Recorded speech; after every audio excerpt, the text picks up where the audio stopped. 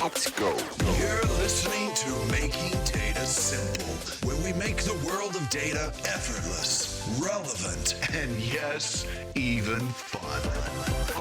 Hi, folks. Welcome to Making Data Simple. I hope everybody is well. Happy holidays to all of you. Today, I'm with Casper Wilstrup, who is the founder, CEO of Abzu. Did I get that right? No, Yes, not really. That sounded Okay. very right. There's something with the A quality that needs to be quite perfect. It's a Sumerian word, so we can all make up our own assumption about how it sounded, but I think it worked well. Well, I probably didn't get it perfectly right, but anyway, I do my best.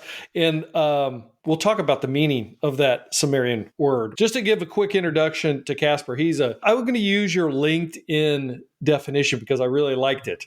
And it starts with an optimist, an advocate of transparent AI. Look, we need more optimists in the world. So hopefully you're going to lighten us, give us some energy today. An optimist, an advocate for transparent AI, the inventor of QLattice Symbolic AI.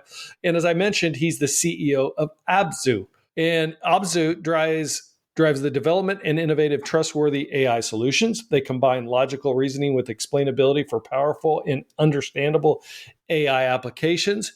And they focus on symbolic AI, which I want to chat about, which is, well, this is the way I'll define it, focuses on the processing and manipulation of symbols or concepts rather than numerical data. Maybe more important than that, it's not just predictions and answers, it's about explainability. Now I'm going to turn it over to Casper. Welcome. Great to talk with you today. Please introduce yourself. Give us some of your experience. This is your time to boast. And what brings you to Abzu and how you ended up there and what's your mission in the world today? Great, and thank you so much for having me here. I'll be looking very much forward to today. Right, when I start relaying my life story, it can get very long. I'll try to keep it moderately long, but it actually starts way back in the 80s when I was a small kid, and 11-year-old in 1981, and I got my hands on my first computer ever, or as I thought about it, a typewriter that could be connected to a television screen, and then you could do awesome things. And I immediately fell in love with the idea of computers, and to me, computers at that time also meant artificial intelligence. Alan Turing wasn't that far in the distance back then, so AI and computing was closely intertwined, at least in a science fiction nerd that I also was. So I spent the majority of my youth actually programming on very primitive machines as it was, and I fell more and more in love with the idea of trying to build computers that can mimic human behavior. Then I ended up studying physics rather than computer science. I think that made more sense in the early 90s. Seemed like a more stable career. During my physics years, I got very involved with building the Linux kernel and also high performance computing and various aspects of physics simulation. So manipulating enormous amounts of data and trying to make sense of that was essentially where the direction I took in my career. Then in 99, I did my first startup company. It was a new idea to do startup companies in Scandinavia at the time. We were a little behind the US, but I was one of the first people who took the jump into that in the Danish ecosystem, at least. But that startup company made hardware for high performance computing to allow us to build supercomputing clusters to simulate various problems and solve various types of problems originally within quantum physics. And that has shaped my career since then. I've been in a lot of startup companies. I've also worked a lot with various VC companies on assessing and investing in early stage startup companies in the Nordics, and jumped on board with a few of the companies that I helped decide to invest in over the years, all related to AI or data analytics. And then in 2018, I founded Abzu, and the idea with Abzu was exactly to get symbolic AI back into the foreground, because at the time a category of AI called sub-symbolic AI had gotten to be, and still is, dominant.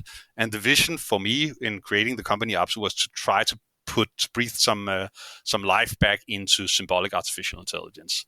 So that has been the mission of Abzu for the last 6 years, to develop and later on, once we made things work, also bring some of these symbolic AI methodologies to market. Fantastic. We got a lot to talk about. First off, with your background in physics, no quantum in there? I mean, I'm surprised you're not starting a quantum startup or something. Well, there is a little bit of quantum in what we're doing. It's not quantum computing. So today, a lot of people, at least in the tech field, who hear the word quantum, thinks quantum computers. And I don't and have never worked with quantum computers. It's not entirely true. I played quite a bit with some of them over the years, and I have friends who work with quantum computing. But what I worked with in the 90s was simulating quantum fields, trying to understand large collections of particles, how they actually behave, to understand the quantum reality of nature. And that was essentially the supercomputers that we built at the time were, the purpose of them was to study quantum fields. And when you do that, you use a method called quantum lattice gate simulations, where you chop up time and space in a strange and abstract matter, and then simulate space in a slightly different way. And then you can actually study quantum fields on computers. And that is actually also the core principle that underlies what we're doing at Abzu. So the reason the technology that I've invented is called the QLattice is because it alludes to its origin in quantum lattice gate simulations. So to be fair, the QLattice algorithm is not a quantum lattice gate simulation algorithm. It's inspired by it. We've borrowed a lot of concepts from that idea, but it's also different in a number of ways. But it does have its origins in methodologies that were developed to study quantum fields. Wow. We call making data simple. We just crossed out the simple. That's pretty deep stuff, man. Tell us a little bit about Abzu. Where did the name come from, first of all? And you talked a little bit about it, and I think you're probably going to go into like more symbolic AI, but tell us more about the company itself. Yeah, but let's start with the name. So the name is actually based on an ancient language called Sumerian, which was spoken in southern Mesopotamia, or Iraq, if you will, back 5,000 years ago. So the Sumerians were the people who invented writing. They wrote on clay tablets with cuneiform writing, like these little wedge-shaped things that you might have seen pictures of. And Sumerian cuneiform is for some reason, it's a language that I've always been fascinated with. I guess it's because it's the most ancient language that is actually written down. So it's a snapshot into the past like no other language. The Egyptian hieroglyphs come close, I guess. So I actually taught myself to read Sumerian cuneiform during a sabbatical between a couple of startup companies. So I'm one of the strange nerds who read that language. And Abzu is, in ancient Sumerian, in the earliest forms, it just means the underground water, the water that is under the desert sands of what is now Mesopotamia. And the ancient Sumerians believed that there was a god down there called Enki, who lived and governed the Abzu realm. And that gradually converted into a full belief system. So Abzu later came to mean other things as well. It also became a deity in its own right later. But to me, it means the underground water. And the reason the company is called Abzu is because while I was preparing to found it, I was actually building a prototype for this QLattice simulator. And I was building that in C. And following the naming convention that's normal in C, in the C programming language, I called it libabzu. And then when I founded the company, I called it something else. It was actually called Machine Cognition Labs first, but my co-founders, the people that I convinced to join the company early on, had a look at those two names and no, we're going to call this company Abzu. And I was a little against it to begin with. I don't really know why. I just felt, who can even say that? But they convinced me, and I guess I wasn't that hard to convince because I do love Sumerian. So we ended up calling the company Abzu. You're a man of many interests. I can already tell. That's awesome. I lived a few years. Same as me. I think we're about the same age, to be honest with you. After I hear your earlier stories. All right. So I got the name. Now the mission. Yes. So the mission is, as I alluded to earlier, to bring symbolic AI back to life. A problem with a lot of the AI that's being built today is that it's really good at making decisions, perhaps, but it can never really justify how it arrives at those decisions. It just spits out either a prediction or a decision or some text, if we're talking generative AI. But the actual underlying reasoning process is not there. And the reason it's not there is because that's not how the systems are built. They're not built to reason first and then answer after. Symbolic AI, on the other hand, is actually not about predicting or even answering the question that you pose. It's more about figuring out a procedure to answer the question.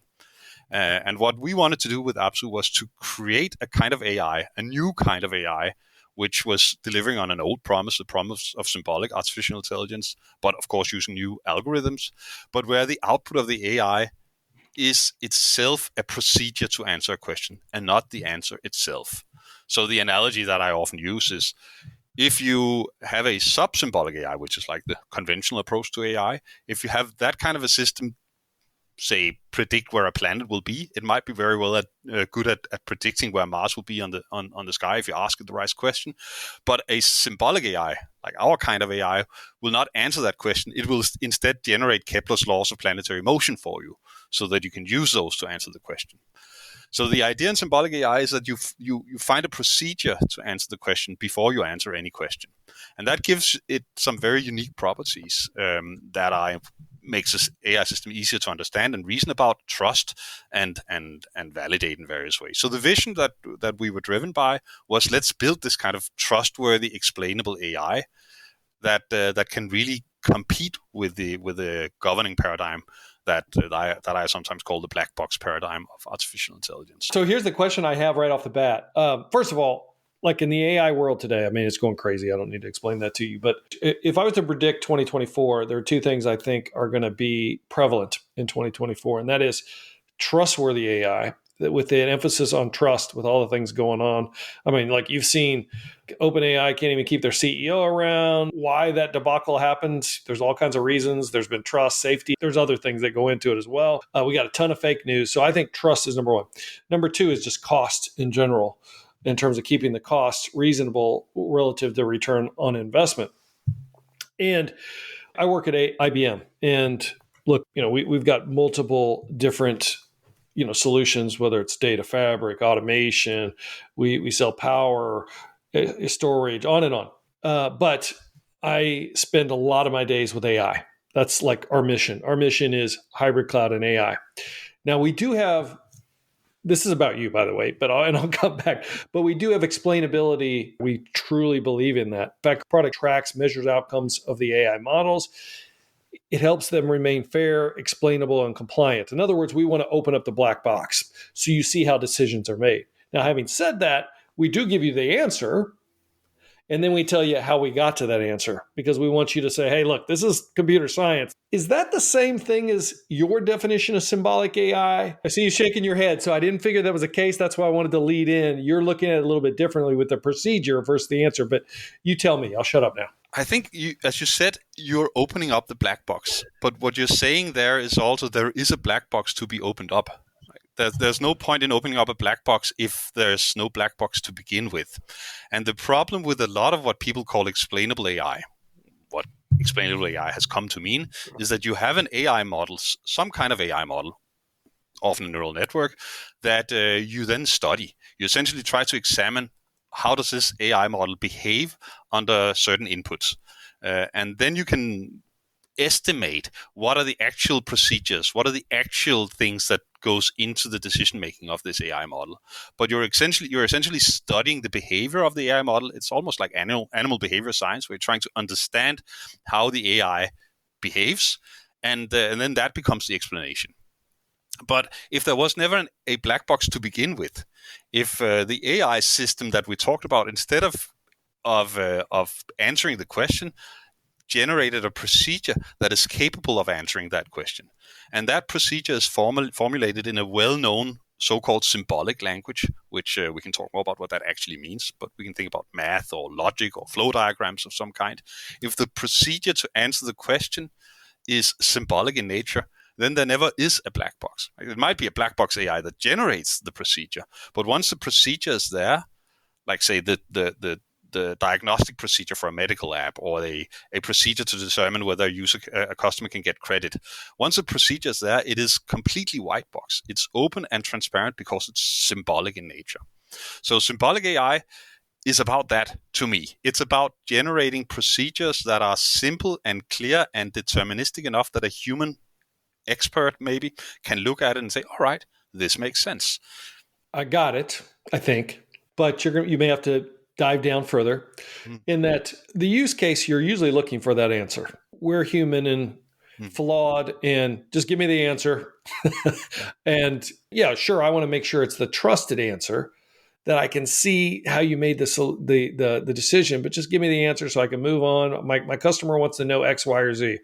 So I guess my question is give me the use case where the procedure comes first, you still get your answer, and I'm able to get return on investment on this AI. If I can stay in principle a moment, then we can talk about lots of use cases. Sure. But there's a way that I sometimes get the notion past. Like you are in Kansas City, was that right?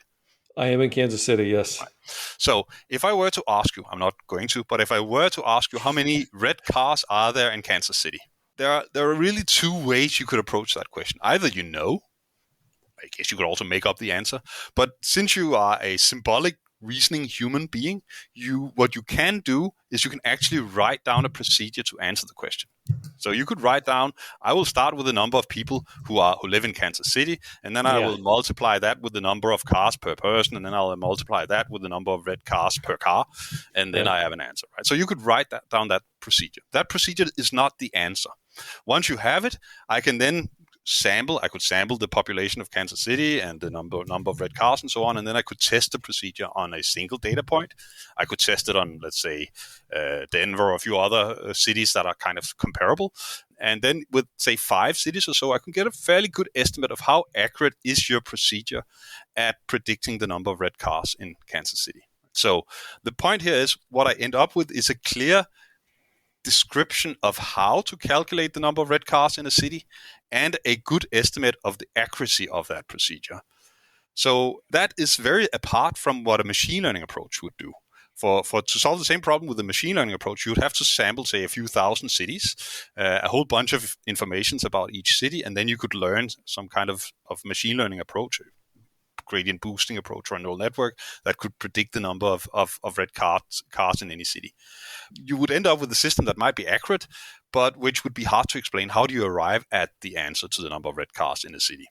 So this contrasts the two ideas, and it also highlights the two specific features of symbolic AI that I consider important.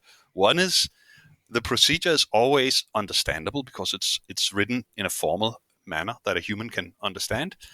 Secondly, you can validate it on relatively little data. So from the point of view of the user, the feeling is, and I know that a lot of people who use our technology have this weird, crazy experience that how can it learn this on only 10 patients or only 10 customers, or only 10 business cases? How can it actually learn it? But the answer is it's not learning the procedure from the data. It's hypothesizing the procedure and proving it on the data. And therefore you can get those two, in principle, rather mind-blowing benefits of symbolic AI: clear explainability and learning, or at least the appearance of learning on very little data.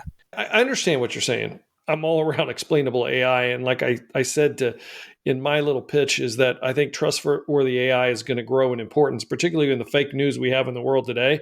And I think we're only getting started. I say this all the time. People ask me what scares me about AI. It's absolutely not the Terminator. It's the fake news. I mean, the fake news and not knowing whether the answers are correct, where the answers came from, if they're hallucination, whatever. Is I kind of push you a little bit, or probe you a little bit. Isn't what you're talking about a little too theoretical? I mean, the reason we got here to begin with in the fake news is everybody just wants an answer. Just give me the answer and tell me it's accurate. And I want to be able to trust that answer is accurate. And if I don't trust you, then I'm going to go to somebody else that's going to give me the right answers. But in terms of coming up with a procedure, Casper, do it in the background. Tell me it works. I want to trust you, IBM. I want to trust you, Abzu, whatever. And then I want to get my answer so my customer then I can move on and get other things done. What is your answer to that? You're absolutely right. And we see the same thing. Most of our customers care about the answer. And for them, it's a hygiene factor. It's a nice thing that underlying this answer, there's a clear, explainable model. That can be because they have regulatory requirements that demand of them that they can justify the decisions. Maybe they're making diagnostic decisions in a medical setting. Maybe they're making credit decisions in a credit setting. So they care about the prediction or the answer, but they have some reason to also want the underlying explanation at least to exist. So we come across that very often. And as you started out with saying, I fundamentally operate from an optimist paradigm. So yeah, you what got that in your title. yeah. So what I do with symbolic AI is that I want to grow the green spots. I know that people want answers, but instead of trying to make laws and regulations to try to shovel away the desert, I want to offer a viable, even better alternative that will nudge people towards a transparent and explainable kind of AI. And I believe that the approach to symbolic AI that we're developing is actually delivering both better answers and the transparency, because otherwise it won't ever really, if we have to rely on people's good ethics or morals in order to choose an inferior but more transparent AI approach, I think that's going to be difficult. But symbolic AI in the flavor that I present actually is more accurate than the conventional approaches, exactly because it can be validated, or it can learn on very little data. So in many situations, we've seen that time and time again. People have studied 19 patients with a specific disease, and our symbolic AI has been able to come up with good understanding of why these patients respond well to a drug. And again, for the customer, it might only matter whether they respond to the drug or not, but the underlying explanation is what makes it work in practice, and what makes it, in this case, also comply with legal requirements for diagnostic systems.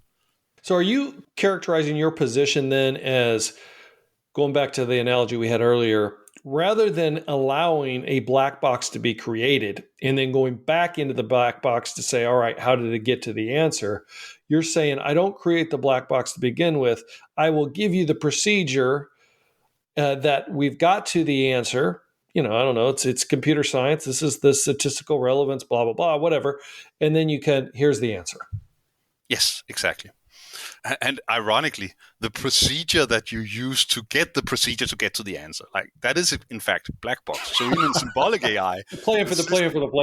Yeah, it takes a little time to get your head around. But the idea is the AI does not directly give the answer. It first gives the procedure, and then the procedure gives the answer. So from the point of view of the user, this might not matter. You get the answer. But the important aspect is that the black box part is constrained to delivering the procedure that can answer the question, which means that when we start using these answers for whatever purpose we have, we also have a clear justification for how we get those answers. Well, do you create your own foundational models to make this possible?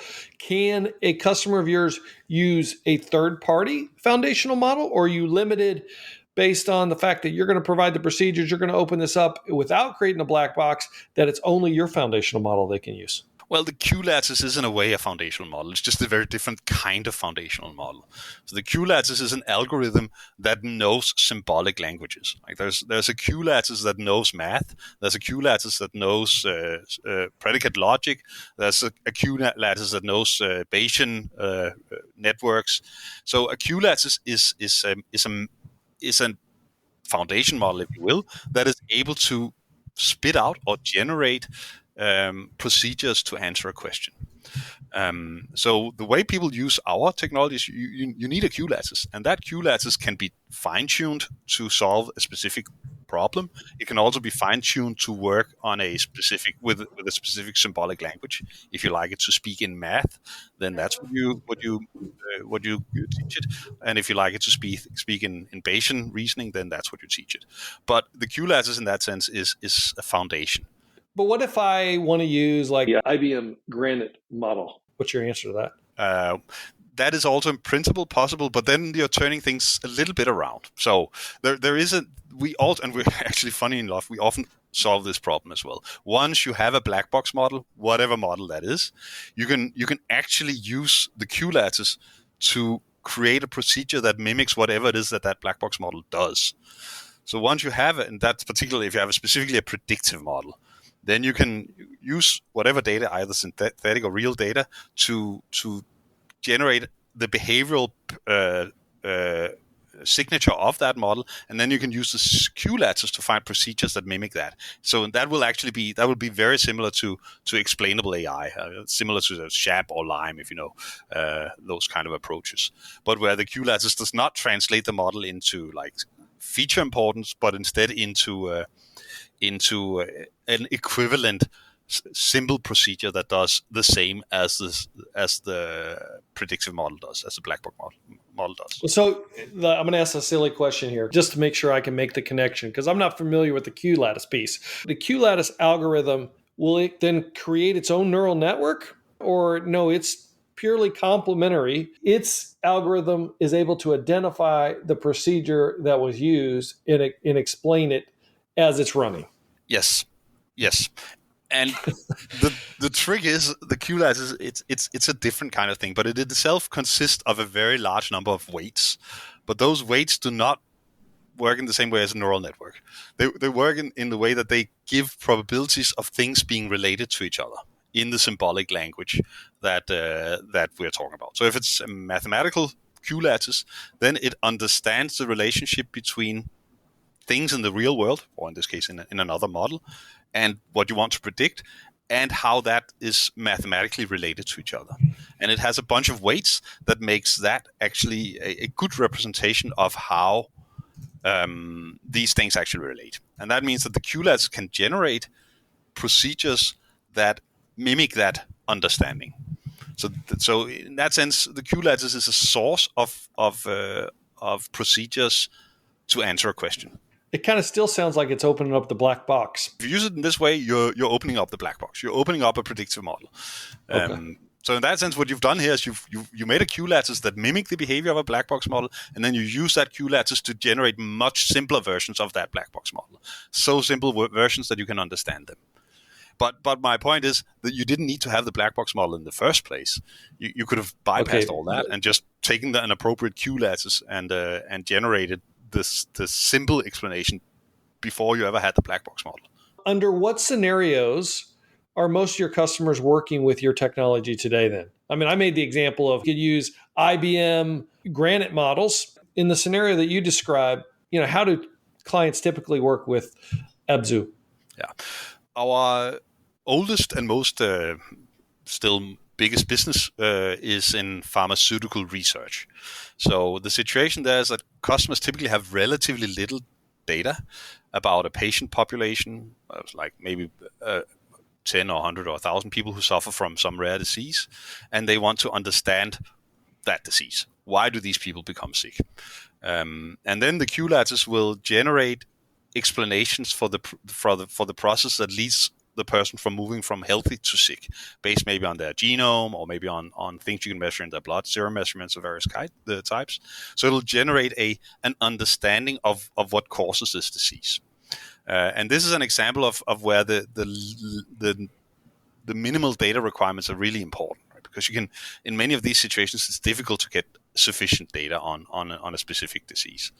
So in some cases, we had as little as 20 patients, and we still were able to come up with new understanding about why these patients became sick. So that's a very common use case, both for science, but also in drug development, where you want to understand the disease so that you can identify ways to intervene with the process and make the patient not become sick, aka a drug.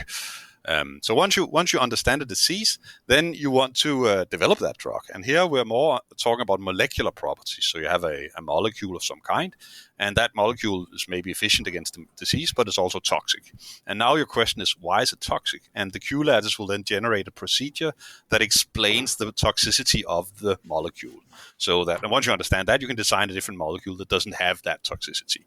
So that's very much the case in the life science pharma part of our business. More recently, we've worked a lot in the financial industry, insurance mainly, understanding both risk, so the underwriting problem, but also processing claims in situations where the customers need to understand not only that there is a risk related with this underwriting, but actually quantify that in a clear and understandable way in situations where maybe you're insuring a rare object of some kind. So you don't have massive amounts of data. And on the claims processing side, the situation is often that you want to use AI to determine whether a customer can get his money or not, but you have to be able to justify that the decision step by step.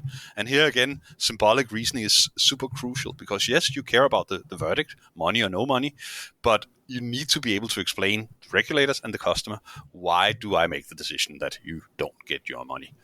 So these are some of the examples where we work. But I know that people have adopted the QLattice in all sorts of use cases that are like outside of those two, where it's just been adopted by people who have licensed the technology from us and using it for all sorts of things.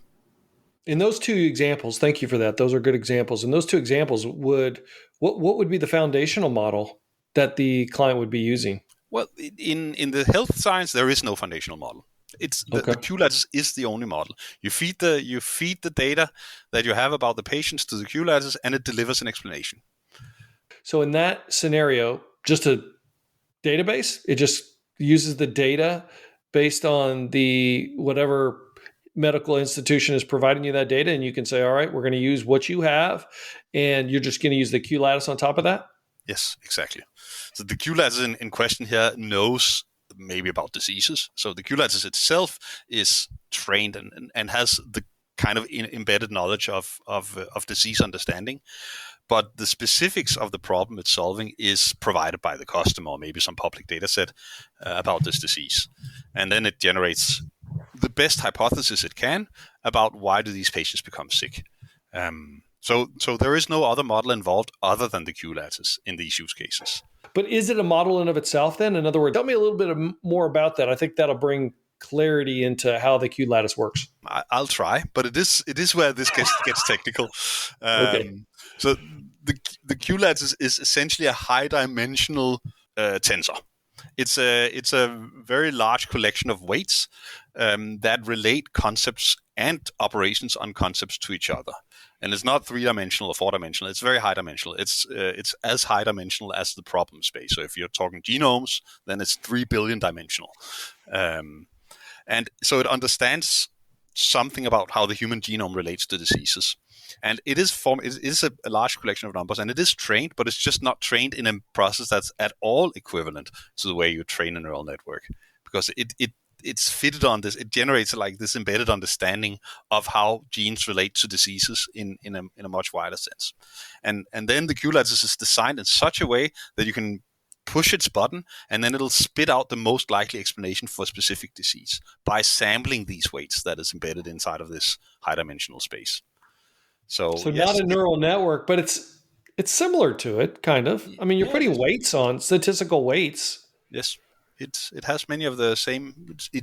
It's designed to do something different, but it's similar in many ways as well. You know, one thing I often ask, and for Abzu, I'd ask the same thing. What is your secret sauce? It sounds like that is your secret sauce. Yeah, it's the QLattice is the magic. It's what we invented, and it's what I founded the company to. I had this crazy thought that it could be done this way, that these ideas from quantum lattice gauge simulations would allow us to do symbolic AI in a new and untried way. And it took us a few years to make it work, but Abzu's secret sauce is the QLattice. So, like I said, at IBM, we're doing a lot of explainable AI and symbolic AI. What's your 1 to 2 minute pitch to them on why they should ring you up and try out Abzu? Yes.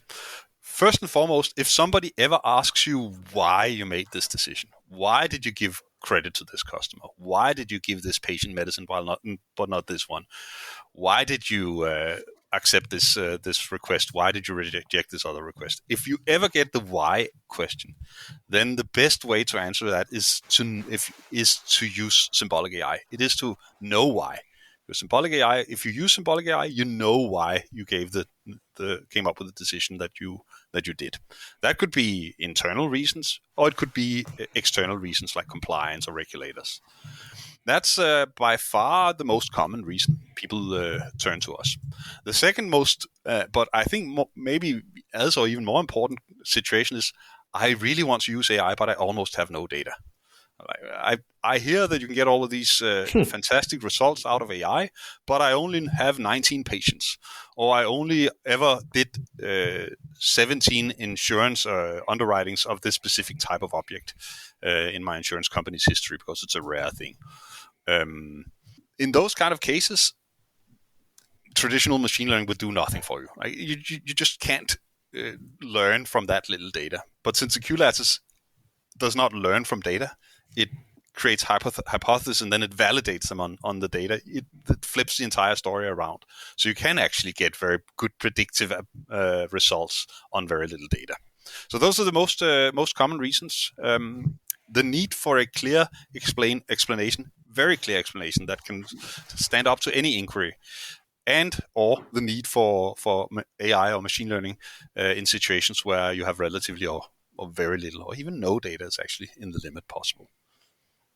Thank you for this. Where can folks reach you and Abzu? Well, the best, there's lots of ways to get in touch with us. Like we look at our website to see how to get in contact if you are interested in learning more about it. And then me personally, I'm very active on Twitter, or I should say X. So by following C. Wilstrup is the best way to get in real contact with me, because I like to engage in optimistic and positive debates about where AI is taking humanity on the X platform and up. But don't you have to engage in the negative to turn it to optimistic? Yep, that's my mission in life. It's the what are the green spots approach. Like, I know that there are a lot of people who want to clamp down on AI and shut it all down, and let's not do that because of the Terminator thing or whatever. But I'm saying that is not going to solve the problem, friends. It's not going to solve the problem, because these things are going to get built. So if we want to have a safer and better AI future, we need to build an alternative that delivers the same value, but in a safer manner. And well said. Well said. Is there anything that I didn't ask that you wish I would have? That's a good question. You never asked me about the philosophy of mind part. How does consciousness fit into the entire picture? I actually got a couple. I got a couple questions to end. I would just finish it on Abzu. I always end with a couple questions, and if you don't have an answer to that, if we conquered it, then I'll go to the next question. I think you are the person to ask this question, and that is: are we living in a simulation? Is this the Matrix? You should be the person that could give me that answer. Yeah, no, we're not living in a simulation. Not if you think of simulation in the sense of a system that was designed by somebody else, in which we are just processes. I don't believe that. But I do believe that we are living in a world that's very different from the world we think we believe in. I believe that how we perceive objective reality is a function of who we are. It's a function of the conscious entities that we humans are. So whenever we think we're studying reality, we're not. We're studying how reality is perceived by conscious entities such as humans, because we cannot step out of ourselves and see the world from outside. So one thing I can say for sure is that we don't live in the world we think we live in. We live in a world that somehow is perceived this way by us. And that's that when you get that fully embedded in your thinking, it's a really mind-blowing perspective, because it also means that there are potentials, possibilities, things that can be built, things that can be done that we have not imagined because we cannot perceive how that can be done yet. The world has many more opportunities than we think. Let's not think that the speed of light really is finite. It's a perceived version of reality. So let's keep exploring the edges of what can really be done in this universe.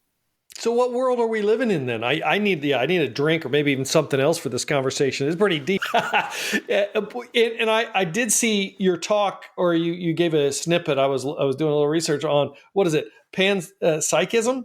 Panpsychism. Man, yes. I kind of probably referred to it just a minute ago, but tell us a little bit more about that so we can really get our mind blown. Most people assume, for strange reasons actually, that we know the objective world exists. And then we try to explain why human consciousness can arise from this objective world. So we think we know that there's such a thing as mass and light and energy. And then we are surprised by the existence of consciousness, and we try to explain consciousness. How can this possibly arise from mass and energy and light and stuff like that? And that's very difficult to explain. But the funny thing is, we don't know there's such a thing as light or energy or mass. We do know there's such a thing as consciousness, because that's the only thing we actually know. We exist. We are here in the world. And another thing we know, but we infer that, is that there are things that appear to be mass, and there are things that appear to be light, and there are things that appear to be energy. We don't know these things exist. We know they seem to exist in our own experience. I'm not saying they don't. That's not what panpsychism is about. It's about acknowledging what is actually, I'd say, obvious. We know consciousness exists, and from that we deduce that other things seem to exist as well. Now, when we try to explain consciousness from those other things, we're circular. You're suddenly trying to explain consciousness, the phenomenon, based on things that you derived when you took consciousness as a fundamental fact, as an axiom. That cannot be done. You cannot explain consciousness based on things that you derive based on assuming that consciousness exists. It's a circular thing. So panpsychism flips this around and says, right, we know that I know that I'm conscious, and I know that I am made of some kind of matter. I look down at my body here on the couch. Yes, I exist. So somehow matter that appears to me like this needs to have the capability to be conscious. That's a given, right? I know those two things. I seem to exist, be a lump of meat, and I know that I'm conscious.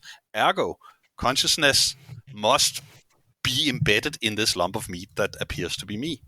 And panpsychism just takes that to the extreme. If I am a lump of meat and I'm conscious, then every lump of anything must have some kind of the properties that allows it to be kind of conscious. We call that proto-consciousness.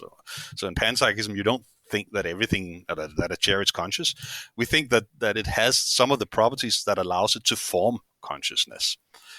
So what that ultimately means is, like, the simple tenet of panpsychism is that in everything in the universe, there's an embedded property or core that is some kind of proto-consciousness that can combine to form real living consciousness with, like, the experience of self and memory and all those things that are characteristic of human life.